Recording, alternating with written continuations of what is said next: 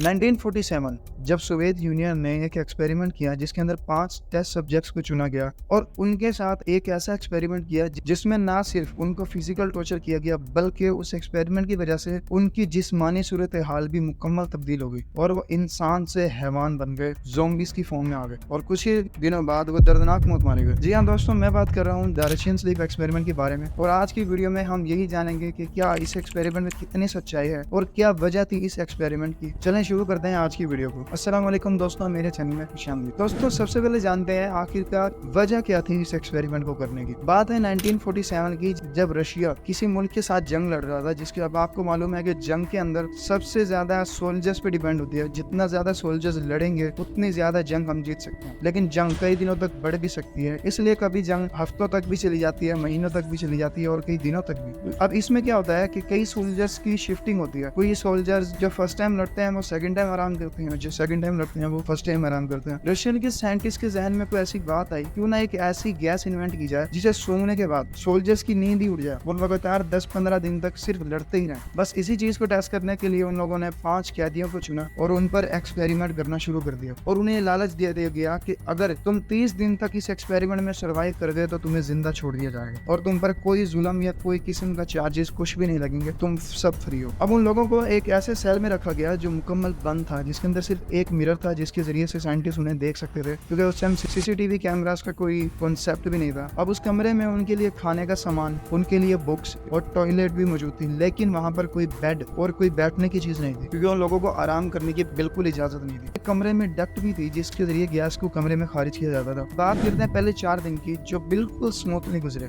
लेकिन 5वें दिन एक पेशेंट इस कदर चिल्लाया कि उसने अपने गले के वोकल्स फाड़ लिए और आखिरकार बेबस होकर जमीन पर गिर गया। साइंटिस्ट ने ज्यादा गौर नहीं किया, उन्होंने इस चीज को एज ए ट्रोमा और उस कमरे में लगातार बैठने की वजह से और ना सुनने की वजह से शायद वो एक्सॉस्ट हो गया हो और इस वजह से गिर पड़ा हो। लेकिन उस दिन के बाद अनबिलीवेबल एक्टिविटीज होने लगी। उन लोगों ने खाना पीना तो बिल्कुल ही छोड़ दिया और उसके अलावा उन लोगों ने बोलना भी खत्म कर दिया और वो एक जगह पर बैठ गए और यही से हुआ कि वो 9वें दिन सब चिल्लाने लगे और चिल्लाने के साथ साथ जो बुक्स उन्हें दी गई थी उनके पेजेस को फाड़ कर उन लोगों ने मिरर पर लगा दिया ताकि साइंटिस्ट और रिसर्चर्स उन्हें देख ना सके। जब साइंटिस्ट ने ये सब देखा तो उन लोगों ने उनसे माइक्रोफोन्स के जरिए राब्ता करने की कोशिश की, इनसे राब्ता हो सके, लेकिन कोई जवाब ना मिला। आखिरकार रिसर्चर्स ने और साइंटिस्ट ने पर्सनली चेक करने का सोचा और एक वार्निंग दी कि हम कमरे में अंदर आ रहे हैं, अगर किसी ने कोई गलत एक्टिविटी की या कोई भी सस्पिशियस एक्टिविटी की तो उसे फौरन गोली मार दी जाएगी। साइंटिस्ट ने गैस को बंद किया और कमरे में दाखिल हो गए और कमरे में दाखिल होते हुए साइंटिस्ट की आंख फटी रह गई, क्योंकि अंदर फ्लोर पर हर जगह खून ही खून था और इंसानी जिस्म के कटे हुए मांस के टुकड़े और ऑर्गन्स पड़े हुए थे। और जब उनके खाने की तरफ देखा तो वो बिल्कुल सही सलामत था, उन्होंने उसमें से कुछ भी नहीं खाया था, सिर्फ उन लोगों ने अपने मांस और अपने ऑर्गन्स ही खाए थे खुद ही। और एक पेशेंट की हालत तो इतनी खराब थी कि उसने अपने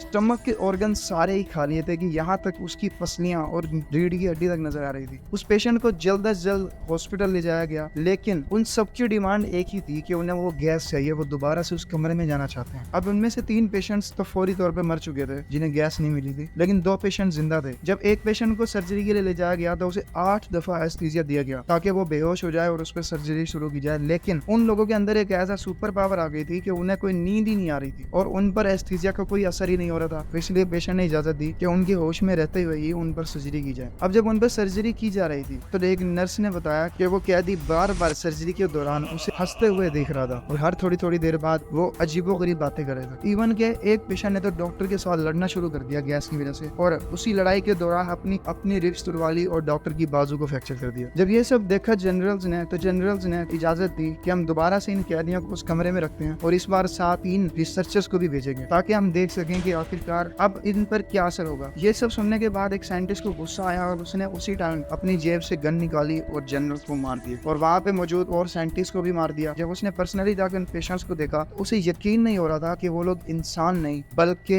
ज़ॉम्बीज बन चुके थे। और जब उसने उससे पूछा कि तुम कौन हो तो उसने जवाब दिया कि हम तुम्हारे अंदर के शैतान है जिसे तुम कभी बाहर नहीं आने देते। ये सुनते ही साइंटिस्ट ने उसे भी गोली मार दी और उसके साथ जो दूसरा सब्जेक्ट था उसे भी गोली मार दी और आखिरकार खुद को भी गोली मार दी और इस तरह करके सारे सबूत उसकी जगह पर दफन हो गए। अब इस एक्सपेरिमेंट की कितनी सच्चाई कि आखिरकार ये एक्सपेरिमेंट सच है भी या नहीं, क्योंकि इस एक्सपेरिमेंट को एक क्रीपीपास्ता वेबसाइट पर 2009 के अंदर अपलोड किया गया था और तब जाके ये सीक्रेट दुनिया के सामने रिवील हुआ था। कहा जाता है कि एक पेशेंट के दिल में हवा भर चुकी थी, लेकिन साइंस के मुताबिक जिस पेशेंट के दिल में हवा भर चुकी हो हो वो कुछ ही लम्हों का मेहमान होता है। तो आखिरकार वो सब्जेक्ट कैसे जिंदा रहा? और इसके अलावा भी इस एक्सपेरिमेंट का कोई पक्का सबूत हमारे पास नहीं है कि हाँ वाकई ये एक्सपेरिमेंट हुआ भी था या नहीं हुआ था। इस वजह से ये सिर्फ एक कंस्पिरेसी थ्योरी और एक एज अ स्टोरी ही यूज होती है। यूट्यूब पे कई लोगों ने वीडियो बनाकर इसे एज अ रियलिटी कंसिडर कर दिया, लेकिन आप लोगों को बताता चलूं कि ये एक्सपेरिमेंट रियल नहीं हुआ था। ये सिर्फ एक स्टोरी थी जिसे लोगों ने एज अ कंस्पिरेसी थ्योरी समझकर फेमस कर दिया। और आप लोगों से मेरी सिर्फ यही राय है कि जो सच्चाई हो उसी पर भरोसा किया करें। उम्मीद करता हूँ आपको इन्फॉर्मेटिव वीडियो अच्छी लगी होगी। मिलते हैं अगली वीडियो में, तब तक के लिए अल्लाह हाफिज।